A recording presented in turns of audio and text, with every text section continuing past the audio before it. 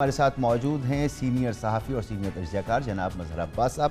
بہت بہت شکریہ مظہر عباس صاحب.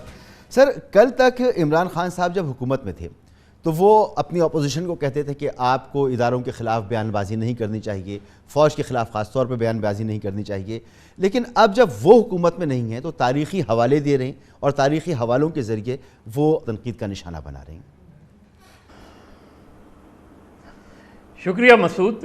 دیکھیے، سب سے پہلے تو یہ ہم صرف اس بات کو عمران خان تک کنفائنڈ نہیں کر سکتے. ہماری ایک پوری تاریخ ہے اور مجھے آپ اس کو جو بھی کہیں، مجھے ایک واقعات یاد ہے، ایک واقعہ یاد ہے اور مجھے پوری ازبر ہے یہ چیز کہ ہمارے یہاں انوالومنٹ، انٹرفیرنس، پارٹیاں بنانا، پارٹیاں ختم کرنا، حکومت بنانا، حکومت ختم کرنا، یہ پوری ایک تاریخ ہے جو 2018 تک چلی جاتی ہے.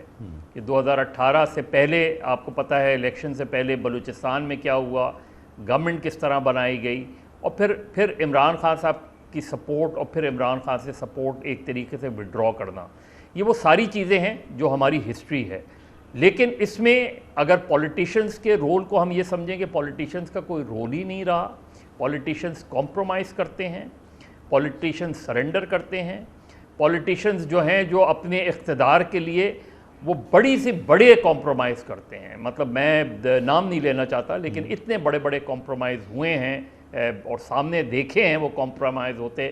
حیران رہا ہوں کہ کس طریقے سے ایک آپ لڑائی لڑتے ہیں، ایک پوزیشنز لیتے ہیں اور اس کے بعد اس پہ کمپرومائز کرتے ہیں. مسلم لیگ نون ہو، مسلم لیگ نون میاں نواز شریف ہوں، میاں نواز شریف کی پوری ایک ہسٹری اٹھا لیں، مسلم لیگ نون کی پہلے پوری ہسٹری اٹھا لیں.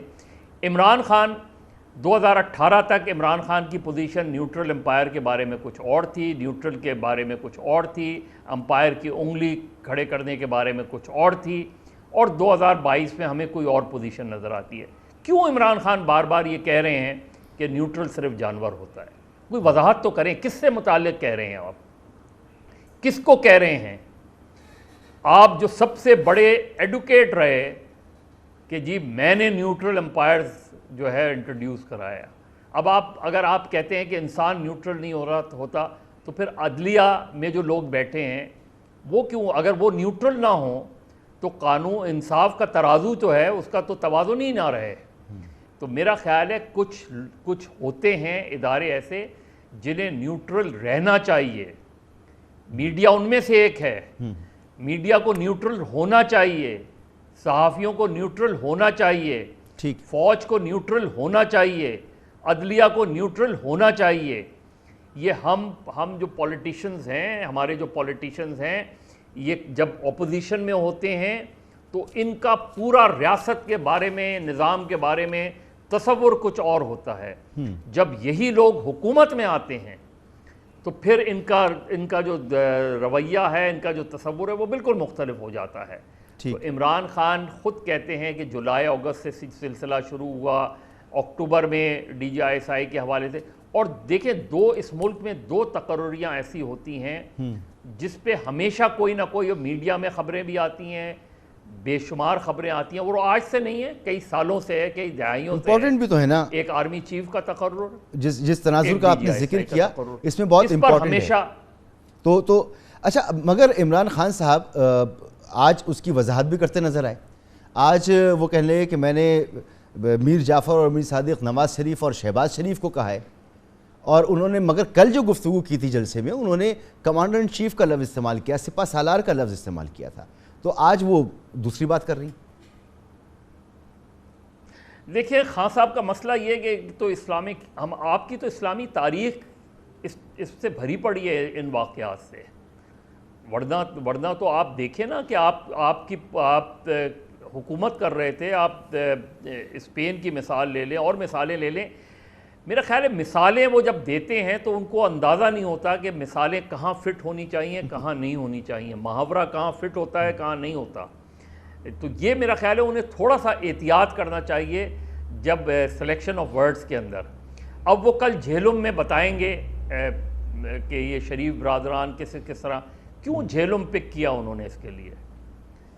جہلم کیونکہ ایک خاص طبقے کی کانسٹیٹنسی سمجھا جاتا ہے، ایک خاص مکتبہ فکر وہاں رہتا ہے.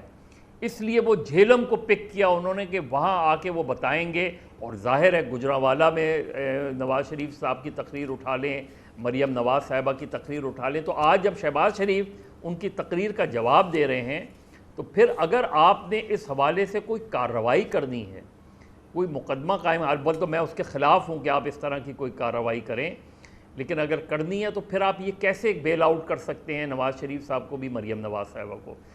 عمران خان صاحب کو کی جو اسٹرگل ہے اس کو کنفائنڈ ہونا چاہیے کہ جی ان کی حکومت ایک سازش کے تحت, جو وہ سمجھتے ہیں سازش کے تحت ہٹائی گئی ہے, اس میں امریکہ بھی ملوث قرار دیتے ہیں, وہ اس میں الیکشن کمیشن کو بھی ملوث قرار دیتے ہیں, اس میں کسی حد تک عدلیہ کا بھی ذکر کرتے ہیں کہ رات 12 بجے عدلیہ کیوں کھل گئی.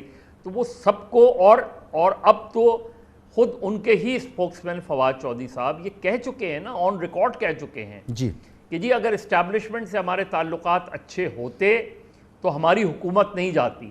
اس کے کیا معنی ہوئے کہ آپ کی حکومت کو اسٹیبلشمنٹ نے ڈسلوج کیا ہے, یہی پورا وہ ہے نا. تو جب آپ اس وقت تنقید کریں گے تو وہ اسی معنوں میں لی جائے گی, اور لی جا رہی ہے مظہر عباس صاحب, اسی معنی میں لی جا رہی ہے, لہٰذا ہم اس پر بات بھی کر رہے ہیں. اور آج وزیر اعظم نے کہا کہ اگر ان بیانات کو جو عمران خان صاحب نے دیے انہیں قانون اور آئین کے مطابق سختی سے ان سے نہیں نمٹا گیا تو ملک میں ایک بھونچال آ جائے گا. وزیر دفاع صاحب نے عمران خان صاحب کو سیکیورٹی رسک قرار دیا ہے. تو یہ جو پوزیشن اب گورنمنٹ کی آ رہی ہے اداروں کے خلاف یہ بیانات, اس کا نتیجہ کیا نکل سکتا ہے؟ نہ کریں خواجہ آصف صاحب, شہباز شریف صاحب, یہ بے نظیر بھٹو کی بھی سیکیورٹی رسک قرار دے چکے ہیں.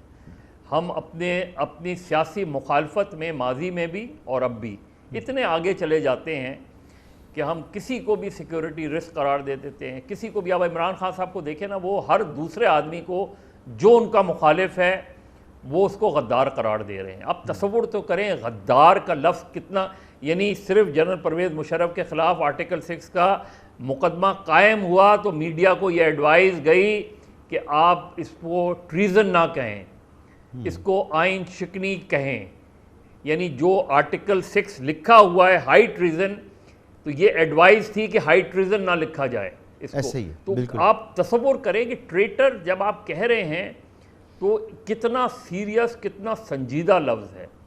اگر یہ کل آپ کہیں پھر عمران خان کہ کل میں آؤں گا تو ان پہ ہائی ٹریزن کا مقدمہ قائم کروں گا. ماضی میں کتنے ہائی ٹریزن کے ایک پوری تاریخ بھری پڑی ہے, 53 راولپنڈی سازش کیس سے لے کے جو ہے وہ جام ساقی کیس تک ایک پوری تاریخ ہے ہماری کہ ہم مقدمات قائم کرتے ہیں اور پھر سیاسی فائدے اٹھاتے ہیں. بہت بہت شکریہ آپ کا جناب مظہر عباس صاحب, گفتگو آپ نے